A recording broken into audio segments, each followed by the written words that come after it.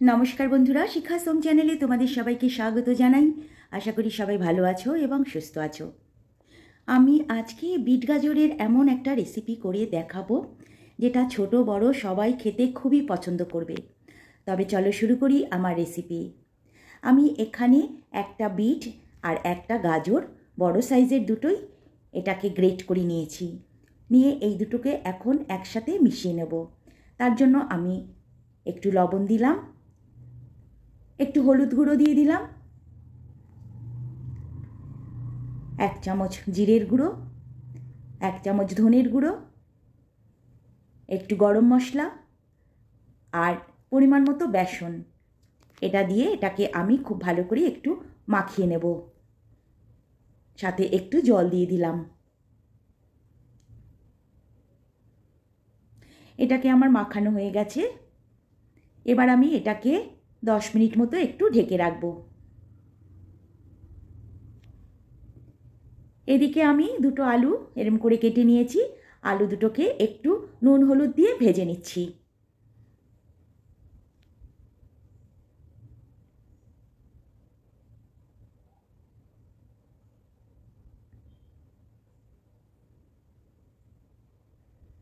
आलूटा आमार भाजा हये गेছে।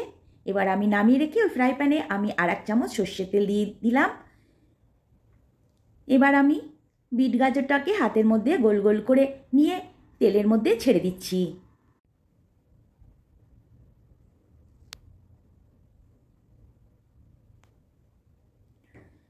এরকম করে সবগুলোকে আমি খুব ভালোভাবে এপিট ওপিট দুপিট করে ভেজে নেব। তোমরা যদি মনে করো তেলটা অনেক বেশি দিয়ে ভাজবে সেটা ভাজতেই পারো। আমি তেল একটু কমই খাই বলে যতটা পরিমাণ কম দেওয়া যায় ততটাই কম তেলে রান্না করতে চেষ্টা করি।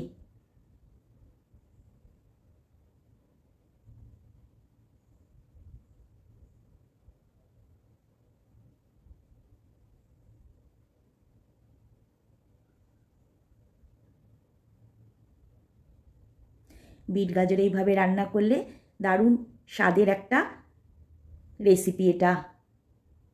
আমি এরম করে সবগুলোকে ভেজে নিচ্ছি।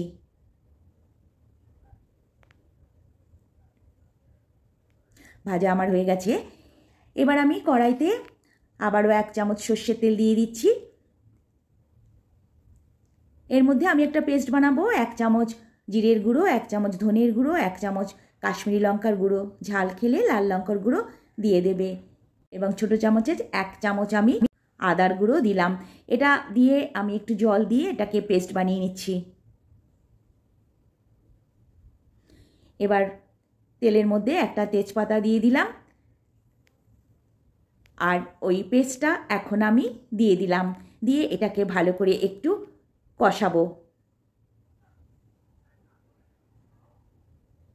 এবার আমি একটা টমেটো এর মধ্যে দিয়ে দিচ্ছি। টমেটোর খোসাটা আমি ছাড়িয়ে নিয়েছি।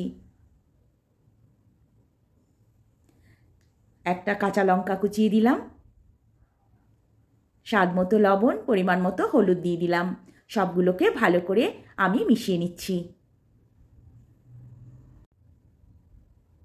এবার আমি এর মধ্যে ভাজা আলুগুলো দিয়ে দিচ্ছি।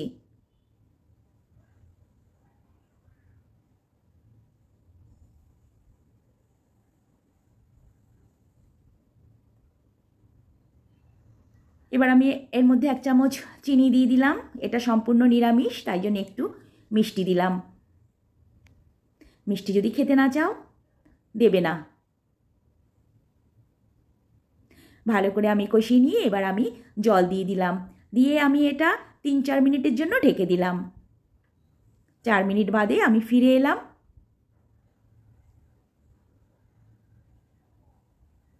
আলু আমার গলে এসেছে।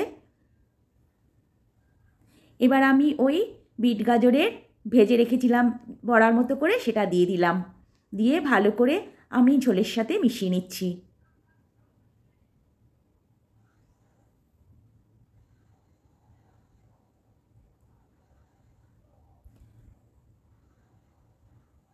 নিয়ে এটা আমি আবারও 1-1.5 মিনিট মতো ফুটিয়ে নিলাম। এবার একটু আমি গরম মশলা দিয়ে দিলাম আর সাথে 1 চামচ ঘি দিয়ে দিলাম।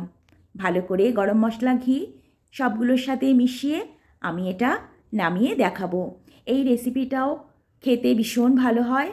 বিট গাজরের এই রেসিপিটা খুবই হেলদি এবং টেস্টি। আশা করি এই রেসিপিটা তোমাদের ভালো লাগবে।